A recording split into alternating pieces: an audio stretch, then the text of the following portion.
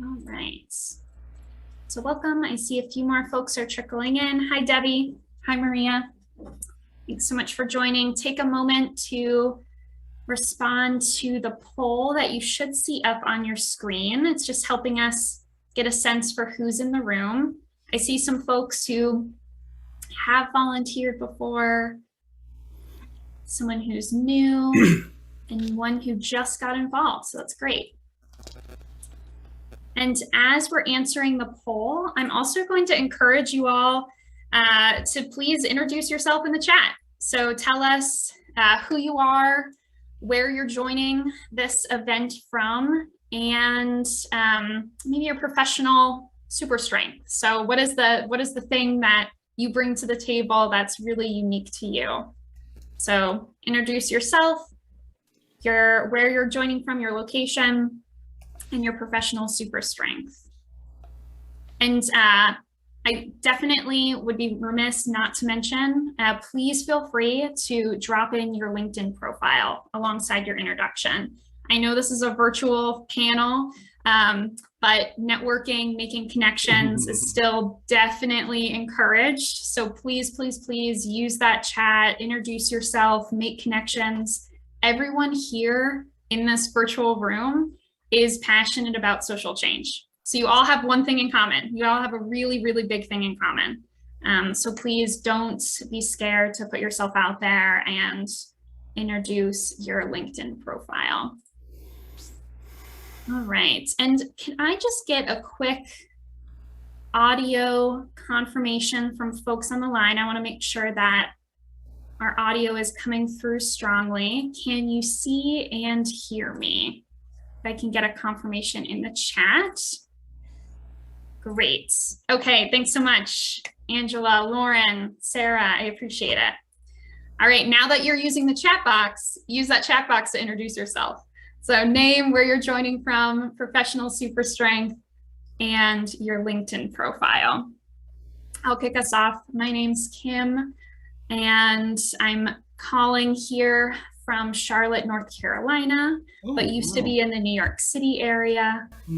And my professional super strength is empathy.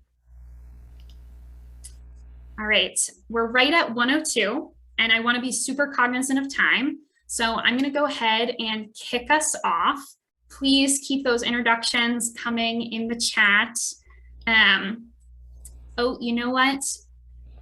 We had someone mention in the Q&A box that chat was disabled. So Sierra and Megan, if you can just investigate that chat's working for everybody, we can get those intros going. Great. All right, so welcome, welcome, welcome to today's event, a conversation with experienced, skilled volunteers. We're so excited to have each of you with us today, whether it's a lunch and learn for some of you, or maybe a breakfast and learn if you're joining from the West Coast. Welcome all the same. So today, Taproot is so pleased to be joined by a panel of some of our most experienced pro bono consultants, who I'm very excited to introduce in just one moment. This is intended to be an open conversation on the ins and outs of skills-based volunteerism. So we'll be discussing the impact of giving back in this special way, as well as some really clear, specific tips for successfully consulting with nonprofits. So I want to say a big thank you to everyone on the line here who submitted questions upon registering for this panel. We're actually using some of the most popular questions from that registration to kick off our panel. So please use that Q&A box that you should see at the bottom of your screen to ask additional questions throughout. And then time depending, towards the second half of the event, we're also going to invite folks to raise their virtual hand. So using that the Zoom feature to raise your hand, we'll invite some folks to come off of mute and ask questions or chat with our panelists live as well. So a few additional logistics notes before I fully dive in. This panel is being recorded, We don't want to miss out on any of the great insights that any of our panelists share. So we will be using this recording and sending that out to everyone who registered today. So even if you need to jump halfway through, totally fine. You will receive a recording of this event. We'll also share it on the Taproot Foundation website, so for easy viewing in the weeks and months ahead as well. We are going to ask that folks stay muted until later in the presentation, when, as mentioned, we'll be experimenting with the raised hand feature to try and pull attendees in for that live conversation.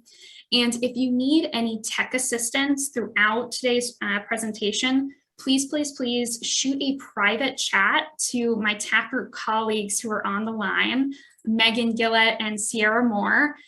You should see them labeled as Taproot support. So hopefully it'll be easy for you to find in that private message list when you open up your chat.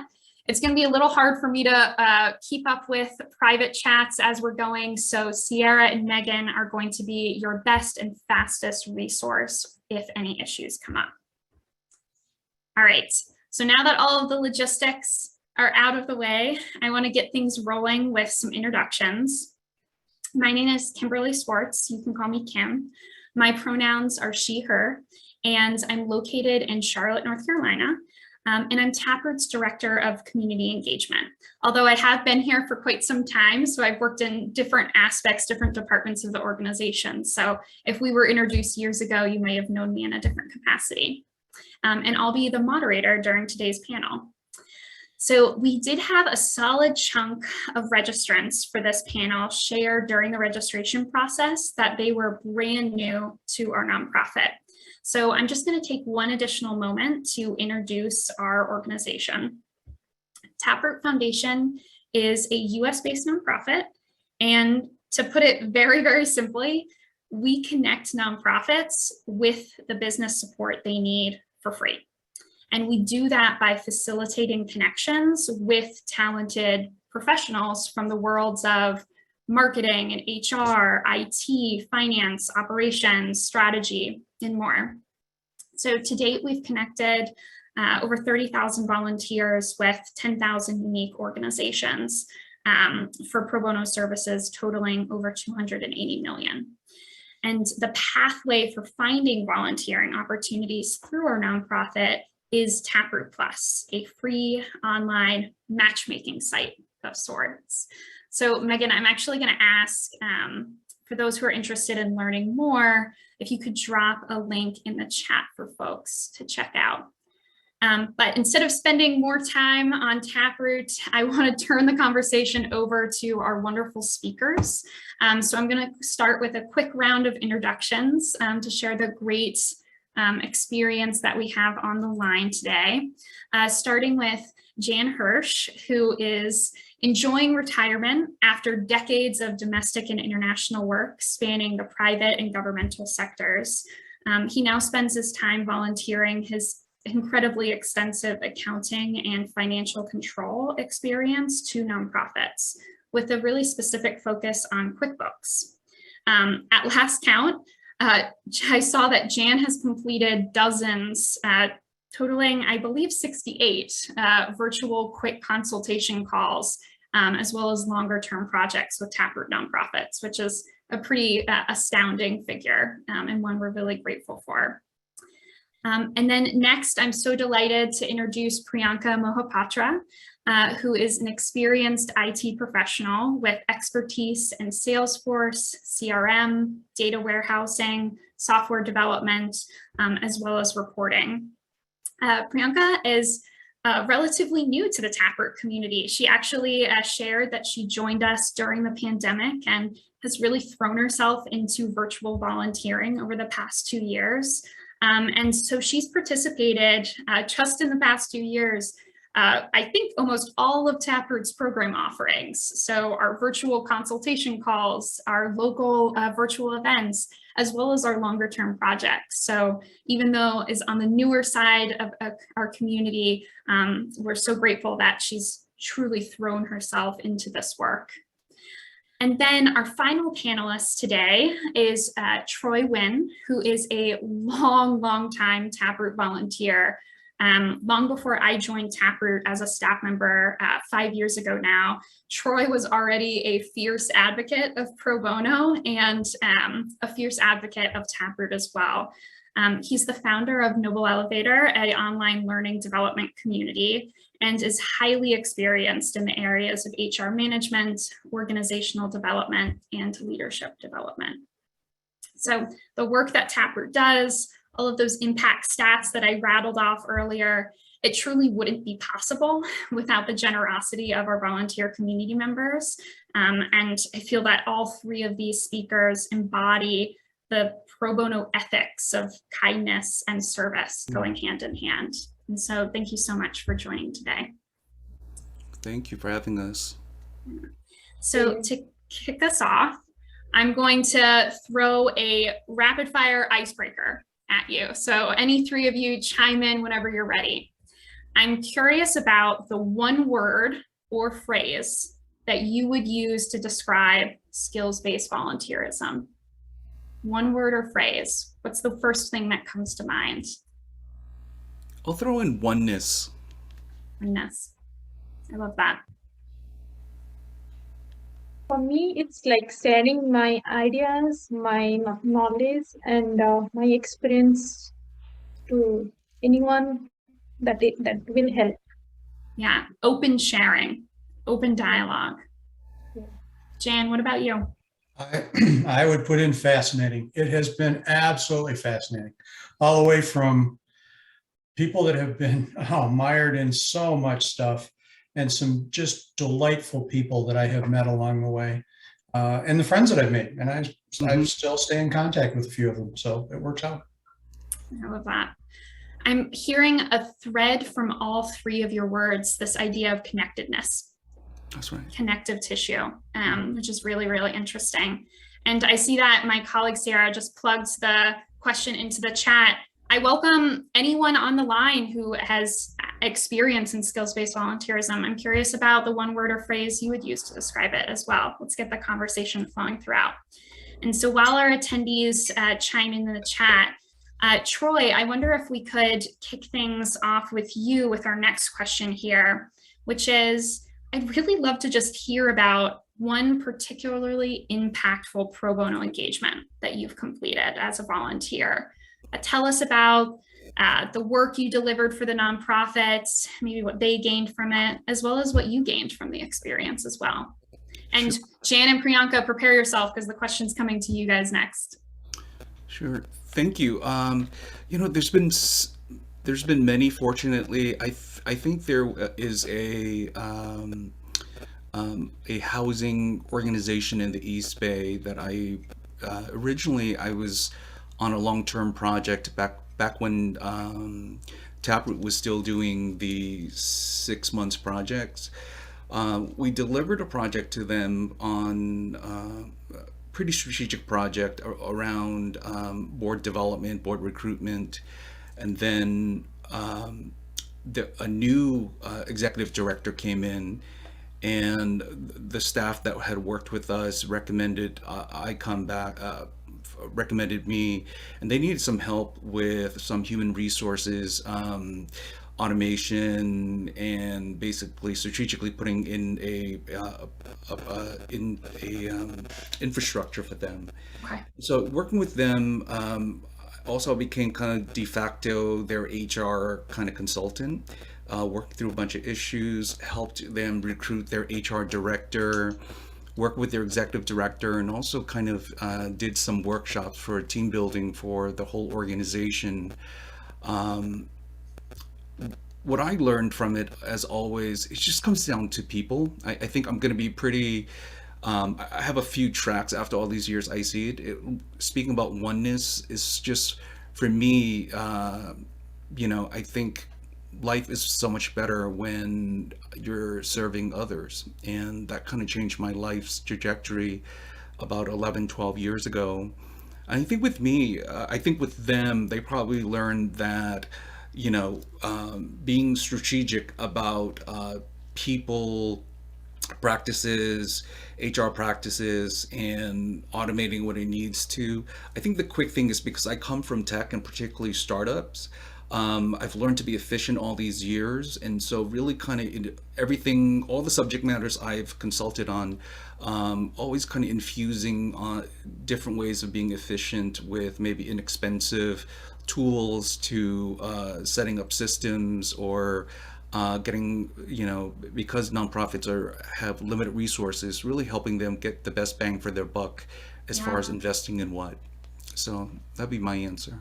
Yeah, there's so much there that I love, and I really want to underline one of the gems. Life is so much better when you're serving others. Yeah. And maybe that's not something that everyone on the line is getting from their day-to-day jobs. And so this could be a great supplemental activity to fuel that passion and desire. So thanks so much for that. Definitely. Jan, I wonder if you would be willing to jump in with an experience of your own, maybe what was delivered to the nonprofit versus what was delivered to you. Sure. So I think the one I was thinking of is there was a nonprofit down in Nicaragua. They were based in California, but their mission was in Nicaragua, and they had a clinic down there. So I was dealing with the folks down, of course, this is all by Zoom, but I was dealing with the folks down there, and I do not speak Spanish. The executive director down there did, so he was able to translate, but we had a lot of issues because of that. And it was kind of a challenging project anyway, because they had some needs that I hadn't done in QuickBooks before, certainly. SAP, Oracle, sure, but not in QuickBooks.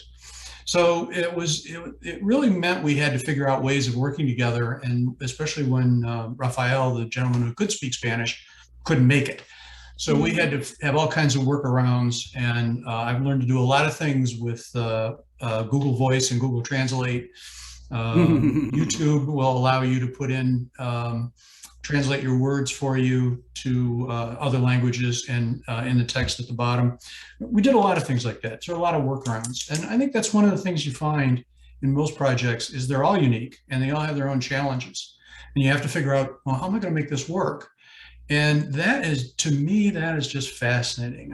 I've often said, as long as the organization, the charity for whom I'm working isn't something like the Hitler Youth, I'm usually pretty good with whatever their mission is. And so then it boils down to how interesting is the project and how nice are the people. And those are two big things. I still stay in touch with Rafael, who's, as my understanding is, he's now in the States. The nonprofit had to shut down there because of some government issues, but we still chat occasionally. We may very well meet in person at some point, but you do maintain friends that way. Oh, that's so lovely to hear. And it's, to use your word, it's fascinating to hear that you literally had to use a language translator, because one of the things that is sometimes difficult for volunteers who are new to the world of skills-based volunteerism / pro bono consulting is translating their skills from the corporate space, private sector, into the world of nonprofits. And so it sounded like with the example you just called out, you had to translate and stretch your skill set from that previous space into the world of the nonprofit. And you literally had to translate the language in which you're using to communicate with the organization. So how funny is that? Priyanka, I want to bounce it over to you and hear about an experience, a particularly impactful one that you've had with an organization. Yeah, I was not knowing more about nonprofit through Taproot. I actually came to know about nonprofit during pandemic. I got little bit more extra time, so I thought, why not to use my knowledge and share my knowledge with someone who can, I can technically help them. So I started communicating with giving interviews. Then even as a technical helper, I started working with them. I got the opportunity to know more about their organization setup, their how they work, and what are the architecture of nonprofit.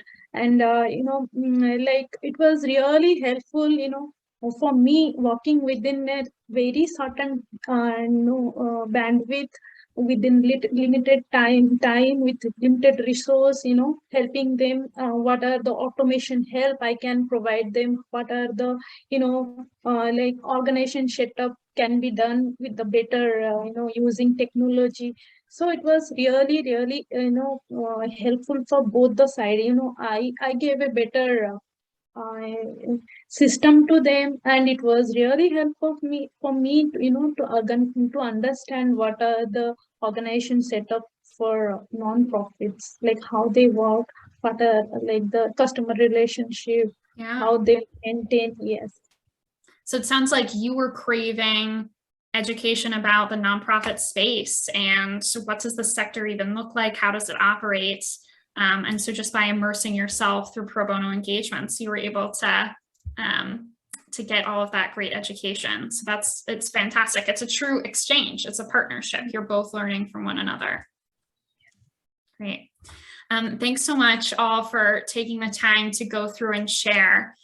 I'm curious, because all three of you are deeply experienced with pro bono consulting, I would be curious to hear from each of you, maybe a top bullet list of tips for managing these types of relationships with organizations. That is something that folks indicated during the registration process for the panel, but sometimes it's a struggle. Scope creep happens. Maybe they get requests from the nonprofit. Well, can you do this instead or do this as well? So how can you set expectations and keep a project rolling in spite of all of the other priorities also on your professional or personal plates? And I'll start with Jan this time. Oh, good. So I have the advantage in that, I did this for a living for 20 years prior to retirement, so that helped. But some of the things that I do is I start out, I try to maintain a checklist of what we're going to have to do so that I can tell the client this is what's coming down the road. And I send them a status report every week automatically on Monday mornings as it happens. And I use that status report to keep track of where I am, especially if I have more than one project going on, because then I tend not to confuse my clients as much as I do otherwise. But you got to remember that the client, they wouldn't have contacted us, Taproot, if they didn't have a need. And if they already knew how to do what we're offering, they wouldn't need us either. So my attitude is I go in there and try to be as organized as I can. I find too that the things that I learn on one mission, one project, I carry over to the next. So I document those things as I go forward. And that allows me then to grow, if you will, with every project. Because trust me, the nonprofit world is completely different from the for-profit or the government world. And so those are things that help too. So I have a project plan. It doesn't have to be a detailed one, but at least I have a list of things I'm going to do. I keep the client informed of all kinds of things, one of which is when the project's going to end, because I want them to know that there's a time limit there. Right. And the other thing that I've been doing that I would highly recommend is when somebody asks me a question, I document it. I call it my best practices document, pretty highfalutin, but that's okay. And the advantage there is I don't have to answer it more than once, because you're going to get the same questions multiple times. And so then I can just refer to that section or copy and paste that section into an email if somebody asks me a question. Those are my tips. That's so fascinating. So I'm jotting down notes as we go because I want to try and distill this for attendees. So it sounds like a weekly status report. For some folks, maybe that's an email, maybe that's a weekly check-in that you want to schedule with your nonprofit partner. I heard be open to carrying over lessons learned from one pro bono engagement to another. Carry over lessons, if we have any contractors, professional consultants on the line, carry in those best practices you're learning from those paid engagements into these volunteer engagements as well. And then I also heard stick to an end date, set expectations, as well as document questions and maybe create your own personal FAQ, which is a really interesting, I haven't heard that one before. So I appreciate that one, Jan. Priyanka, I saw you nodding and as you were agreeing with Jan on some of the items that he was calling out. So I wonder if you have any additional thoughts on this question of project management tips. And definitely the best practices I follow is like weekly status report, maintaining a spreadsheet, what I've done and how much is left. And basically I give a time limit, like within 90 days, the project, like estimation how the project will complete within Yeah. that time. I stick to that time limit. And weekly meeting, I set up regular weekly at weekly one meeting. And Mhm. after like all the project is done, I give a KT session to them, like basically whatever is done. I do maintain a document, like sharing documents. Then Yeah. I give the KT session to them, so that later on, if they have any doubt, we can share. They can ask, and I can share what has done and what will be needed to done, like that. So Great. And I think what you're touching on there is a best practice from the consultancy world. As you give them the deliverable, this outcome you're working together on, also include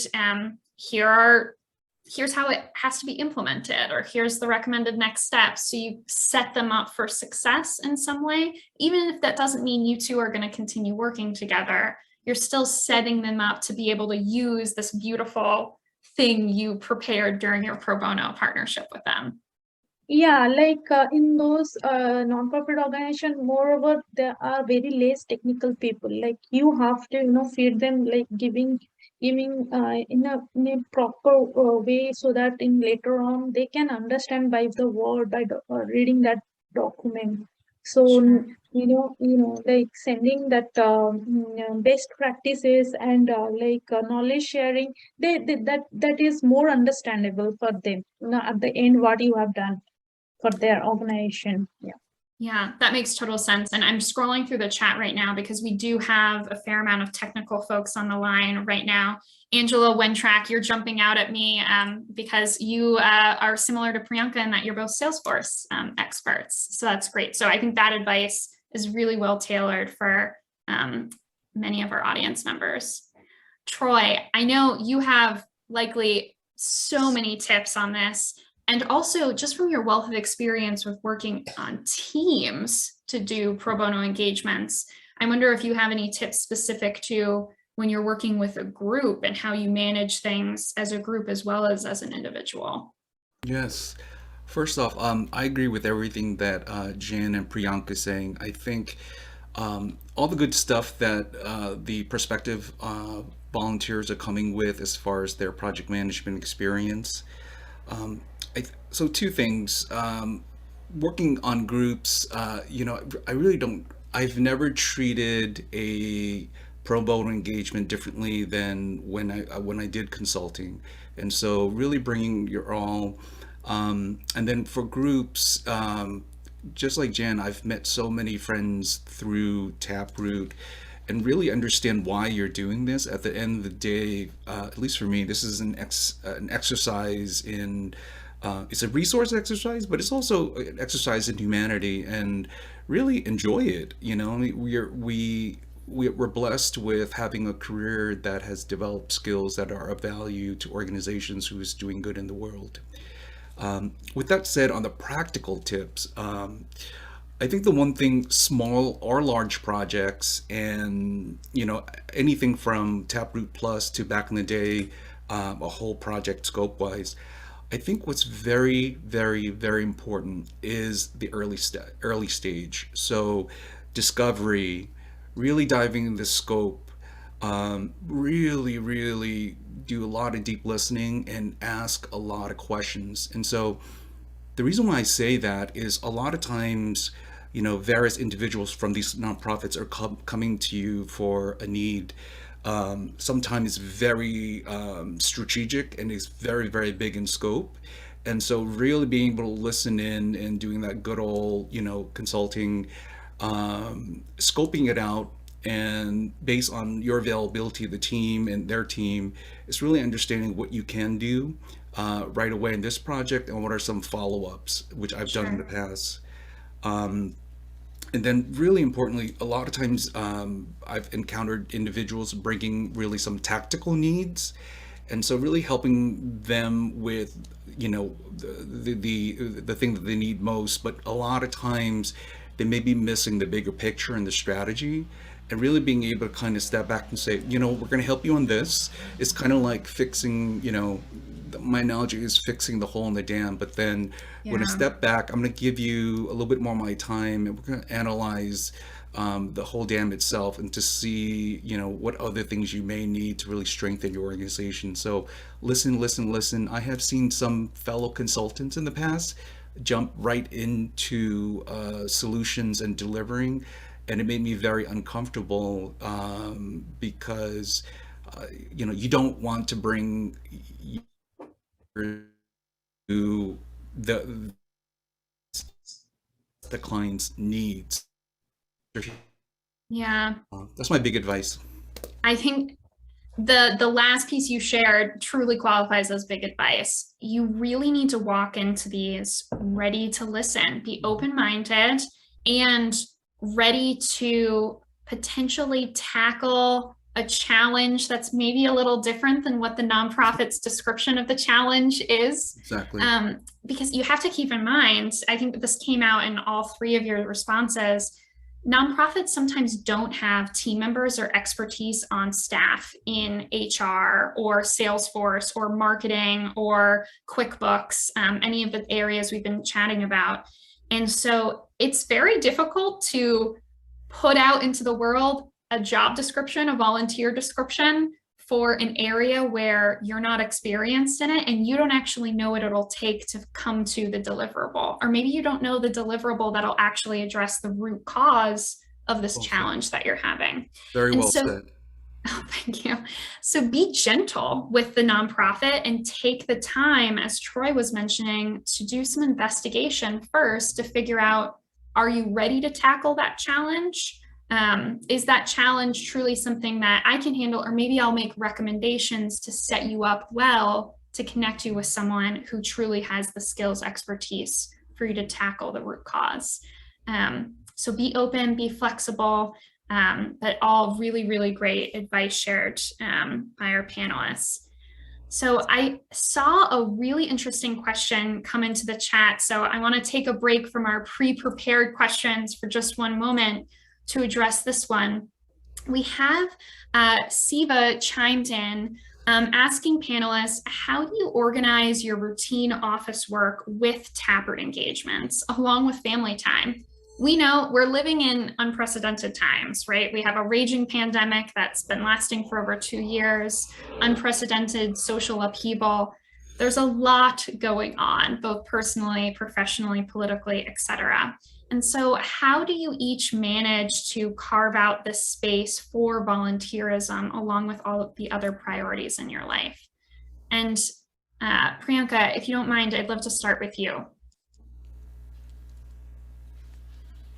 Definitely, I'm a mother, and it's really, for me, it's I am focusing again and again during the pandemic time. I got some extra time, and I thought, why not to use that time and managing whole non-profit organization, your job, your family. It's really a big challenge. But again, once you are into the project, if you start enjoying that, you will definitely get time for that. And for me, if I understood the work, I can technically I manage the work very fast. So That's right. for me, it doesn't take longer time. And I can balance both, and it's depend, like you have to schedule your meeting time, everything according to the company in a certain way. Suppose you are getting 1 hour lunch break, and someday you want 15-minute just quick call, so you can just do that within that time. And sometimes even I'm staying in Eastern time zone, and my company is in Pacific zone, so like evening is full of free for me, so I manage in that way. So it's not a problem at all for me till now. So Yeah, so I think there's some good tidbits there around one of the great things about pro bono is that it's flexible. You can do work, make it work for your schedule, and don't be afraid to make it work for your schedule, while also keeping in mind, and heard Troy chime in agreement here, remember that you're donating what you're best at. You're really good at these things. And so you should be able to crank out, once you get into the project, you can crank out the outcomes pretty quickly. And there's some joy in that too, right? You're checking things off the list, you're making a difference just by using the things that you're really, really great at. But Troy, I'm kind of putting words in your mouth there, so I want to bounce it to you to see your thoughts on the question. No, Kimberly, I think you're right on the money. I think on the practical side, a lot of times they come with different needs, and needs may change. But in general, I've the let's just say back in the day when I was up and coming, it would take me say 20 hours.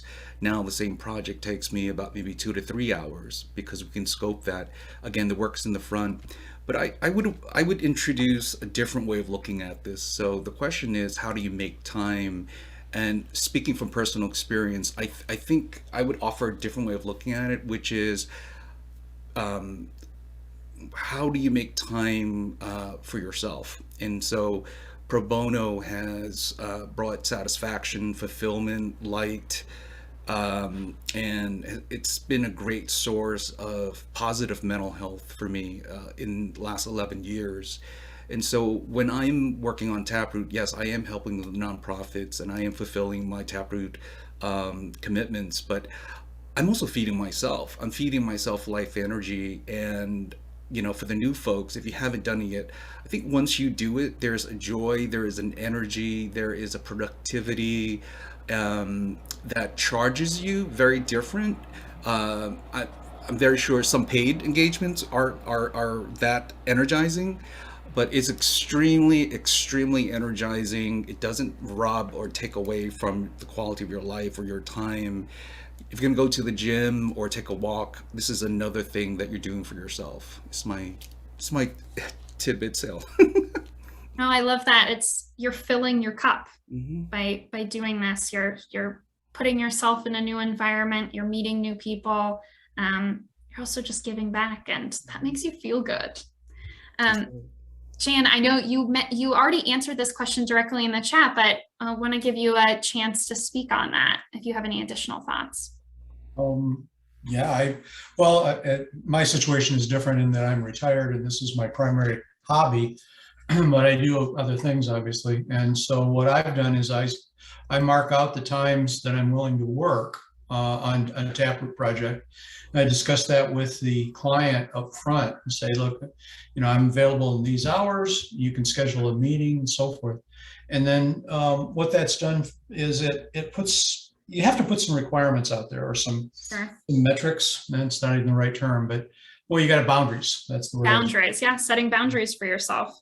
Because otherwise you're going to be all over the map. Trust me, I've done that. It's no fun. So I have a fairly narrow schedule where I will allow people to set up appointments with me. And there's a tip for you. I use Calendly and let my clients set up appointments because I can say I'm available on these times. And for our purposes, you could get the free version and be quite happy. I found myself expanding that. I now have a paid version because it's a great program, but I think it's very useful. And then you can just tell your clients, here, set up an appointment when I'm available and not busy. Yeah, and protect your time that way. Yeah, it really does. It really does. I think that's a really smart tip. And actually, Sierra or Megan, if I could prompt you to plug the Calendly link in the chat for folks on the line. Also, I'm going to put my Taproot sales hat on for a second here. For those of you who are with really strict schedules, I highly recommend testing the pro bono water, so to speak, with a 1-hour consultation session. Mm-hmm. These are 1-hour brainstorming calls with a nonprofit where you just get to do some quick problem solving, some quick strategizing. And it's a great break in your day, a break in the work week, to step away from yourself, step away from maybe your traditional day-to-day challenges with your team or your company, and put yourself in the shoes of a nonprofit, and get to make a really impactful 60 minutes together with them. So another prompt for my Taproot colleagues, if you could put some information about sessions specifically in the chat, I think folks might benefit from that. All right, so Troy, you started speaking about this in your response when you were talking about the benefits of pro bono and how that's impacted your life, really speaking to the joy of it. And so I want to pose a question to you, and then we'll move on to the other panelists as well. How has pro bono consulting impacted your career or just your life in general in a positive way? Yeah, you know, in hindsight, 11 years ago, there was definitely, I always say on paper, I was successful, especially for a refugee kid. Yet, you know, there was something missing. And so first I chopped vegetables to feed disabled seniors and those in need. And then I discovered Taproot, and I can actually use my skills for the betterment of nonprofits and hopefully society.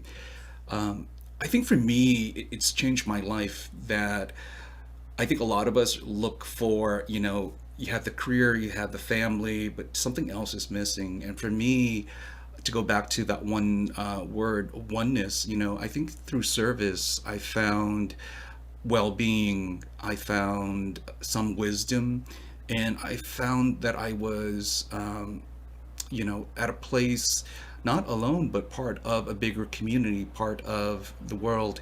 Again, everything in life is what you make of it, and you can either think of this as, okay, I'm going to give 2 hours a week to a project, or you can see it connecting with amazing people like Kimberly and team all these years, and then I call the angels of our society, you know, the folks that work in nonprofits. And so it's informed, you know, I founded a philosophy of personal professional development called Novator, founded a offline community, and now in May I founded a startup that we will turn that into an online global community. And a third of that has been a lot of what I've done with Taproot. And so, yeah, it's changed my career. It's enhanced my career. It's enhanced my life. And personally, for myself, as you guys can tell, I've gained so many things that if anyone want to follow up with me, I'll let you know. But it's many benefits all these years. Thank you for speaking on that. And I'll ask you all after the event, if you're comfortable, we can share out your LinkedIn information with all of our registrants, because I'm sure so many folks on the line would love to connect with each of you.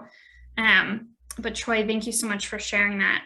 Jan, I wonder if I could pose that question to you as well. I know you're retired, so it might not, career benefits may not be the right question to ask here, but I'm curious how pro bono consulting, skills-based volunteerism has impacted your life in other ways.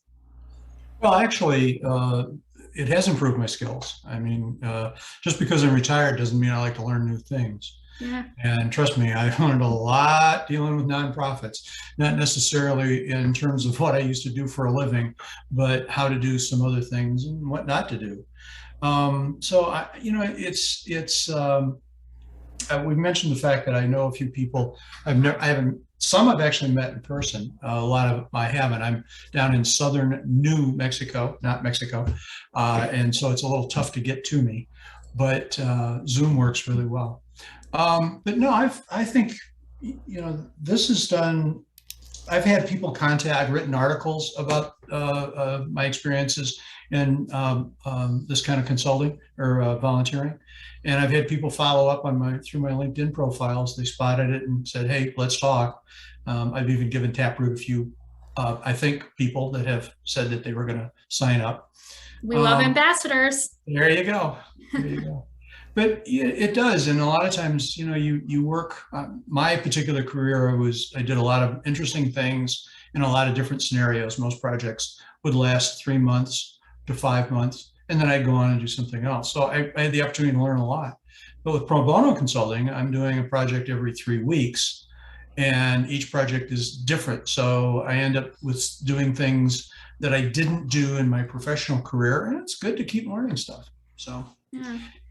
I love that. I love that learning perspective. I think many folks on the line, maybe something else that binds all of us is just that sense of curiosity. You always want to learn what else is out there, learn what other people are out there. yeah. And if I can carry it one more step, this is, you know, we folks in systems work want to have some place where we can go in. We call it a sandbox, where we can go in and play and test and see what the system will do. If I do this, will the system do what I expect it to do? Or does it do something else? Systems do that. This is your opportunity to have a sandbox for your career, because you can come in and talk to these people and you're going to do them some good, whether you're right or you're wrong. You're going to have an opportunity to learn things that you might not run into in your daily career in a year. And here you might run into it if you do a project every 3 weeks, which I tend to do, I cycle through. Then every 6 weeks, you may run into that issue. And oh, by the way, when you do it 2 or 3 times, you become pretty good at it as opposed to once in your entire career.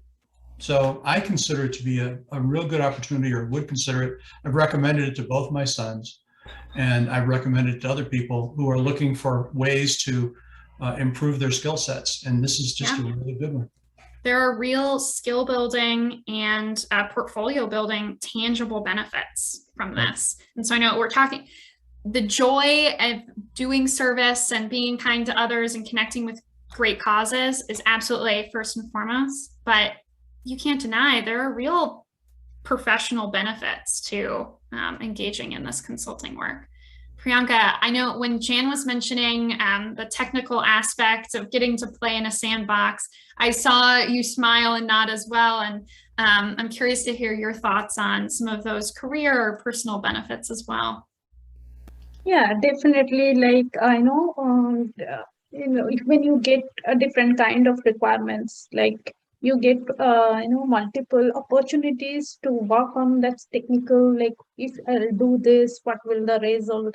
Yeah, you know, they give a free hand to, you know, do what, you know, creating a sandbox, working on multiple technical, you know, things, and do the result, find the result if it is happening or not. So it's like technically it gives a lot of opportunity, you know, for your career, as well as like I can say when I came to US, as my personality, I always like to, you know, socialize many people. So this, you know, working with non-profit, it gives literally gave me a, like, you know, kind of community work. Yes, I was not knowing even lot many non-profit organizations who are working on behavioral health, planetary care. There are many organizations when I came to know through this Taproot. So it's like a both the way, it's a learning for me as well as helping them. So it's a personally, I really got a lot of help from them as well, knowing them, like how they work, how the new country work. Yeah, community building, it's huge. I think comes back to this common thread that the three of you shared right with our first question, which was connectiveness, this connective tissue that was running through. And you just spoke to it. It's an opportunity to start building your own community and building this network. So I wonder if we could test out this raise hand function, because I'd love to have some of our attendees, if you have any open questions or want to chat directly with our panelists, please just raise your hand and we'll give you speaking privileges. I saw someone just raise their hand and then immediately lowered it. So don't be scared, don't be tentative. We'd love to hear if you have any questions or comments for our panelists.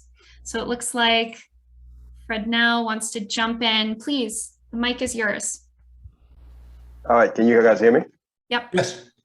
All right, wonderful. So you probably already answered this, and I came in a little late, so I apologize. Now, this is in no way, so it's volunteering, but there's no, is it like a term, or is it up on availability? Once you sign up, you kind of have to make some sort of commitment, or how does it, like, is it once you're available and you meet up with the client and then they set up a time with you, you can do it. Now, let's just say 2-3 weeks goes by and you haven't meet up anybody. So the question is unfinished, but I don't know if you see where I'm going with it. No, I do. So it's kind of asking how this process works and how you can put yourself out there and just manage expectations with getting involved in this. Yeah, because you guys covered a lot of topics about managing times and the effort that you want to put in, but then you also want to manage yourself. Like, I work from home already, so, and I want to do this as well, but a project might be extensive where I'm looking at it and I'm saying, oh man, this is going to be very, it's a big project. Jan, so yeah. I actually have spoken with you specifically about a challenge similar to this. And so I want to bounce this question to you, because I know you have set boundaries for yourself in terms of if a nonprofit doesn't respond to you in a certain amount of time or isn't being responsive during a project, you have certain boundaries there. So I wonder if you can speak on that. Yeah, so it's very important. Remember, what you're doing is very valuable. I've heard estimates for the projects that I run, and I'm sure yours are probably even more valuable, but the projects that I run from $5,000 to $8,000 as a value to the individual nonprofit. And based on what I know of bill rates, I would say that's probably accurate. So this is a big deal for them, or it should be, and it may not be. Because remember, these people sometimes don't realize how much value they're getting. So I go in and make sure that we all have an agreement. I require that, for example, my projects generally run 3 weeks. That's the way I like to do it. I require that they meet with me 6 times over 3 weeks and that they schedule it up front. If they don't do that, we have a conversation about my leaving the project. I have a rule that says that if you blow me off without 12 hours notice, I will leave the project. There's no question, no ask. I don't have any other resource. When I was billing for my time, if you blew me off, I'd just send you a bill, go to the coffee shop and enjoy myself. I can't do that anymore. And if I'm not meeting with you because you blew me off, this happened, that means I can't go with my brother-in-law down to a bar and restaurant that we enjoy and have a nice afternoon because I was waiting for you and you blew me off. That happened and that was it. So I say, here's when it ends. I will extend if you're working with me and we run into some problems, sure, I'll extend it. But if you're not working with me, that's the end date. And I will tell Taproot either we're not done and I'm pulling off the project, or I believe we've completed the project, one or the other. But I have definite boundaries there. And these are the hours in which I will work. So, and I use Calendly so that I just send you the link. You pick your own times within those time frames. And the nice thing about that is that if I'm going to go have lunch with my brother-in-law, for example, Calendly takes it out of the mix. So that's on my calendar. You can't schedule that time. But you've got to have boundaries. You've got to treat it. And after the first or second one of these, you'll have a pretty good idea of what the requirements are to get the project done. And you may have to be a little more flexible, but I tend to be pretty rigid. This is when I'm available. This is when I'm not available. This is how long the project takes. And these are the rules under which we operate. Okay, I'm done. I think that was good. I think it's underlining treat pro bono engagements like you would a paid engagement. And this is advice Taproot gives to the nonprofits as well. We want to encourage you to take this process seriously. If you're putting yourself out there to apply for a nonprofit, which, to just speak to the technical aspects of our program, you'll search the Taproot marketplace, you'll try and find an opportunity that aligns with your skill set, and you'll also get a sense of, okay, they need me to build this huge thing. This is going to take potentially a couple of months. Or you'll get a sense of, this will take me 2 weeks to knock out. Done and done. You're the expert, so you know how much time it's going to take you. So keep that in mind as you're scrolling through opportunities and applying for them.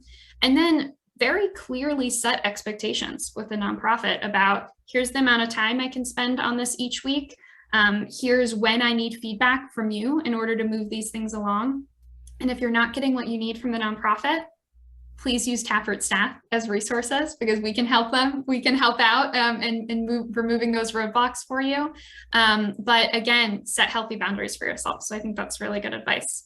Priyanka, Troy, did either of you want to chime in on that question as well? You know, if I understood the question,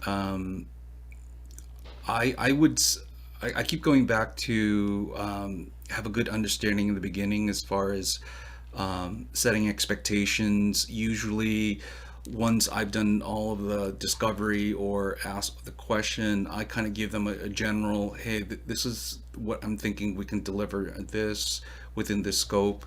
And then we do it, you know, after these last 11, 12 years with Taproot, it's very rare that actually there's never been a flaky nonprofit client. You know, they respect our time, appreciate our time. And I think exactly what you said earlier, Kimberly, we're the experts. So you come in and really kind of spec it out for them. They'll follow it. Most of the time, these projects are mission critical to them. So it's a high priority already, and go from there. Great. Okay. So that means Great. there's really a good communication between the client, provided that I do the same as well, of course. Yes. Exactly. Yeah. Communication is going to be really key here. Thank you so much for hopping on and asking that question for now. That was great. So I know I want to do a quick time check. We have about 5 minutes left. And so to close us out, I want to make sure I give space to all three of you to share one maybe closing piece of advice you would give someone who is new to the world of skills-based volunteering / pro bono consulting. What's the one thing you'd say to them? Priyanka, I wonder if I could start with you. Just share your knowledge. For me, as much as you can share your knowledge, you will one day you will come to know what's the joy of sharing. And this is the best platform. Just use it. I love that. This is what I'm saying. Love Taproot ambassadors, love pro bono ambassadors. I can't say it any better than myself. Just do it. Go share yourself. Go share your skills. Jan, what about you? I treat every project like a project. I mean, I did project work for, as I said, for 20 years before I quit. And if somebody was working for me, for example, and came back and said, hey, I'm spending 1 million hours on this project, we would have to go have a conversation with the client about paying us for those hours. We're volunteers.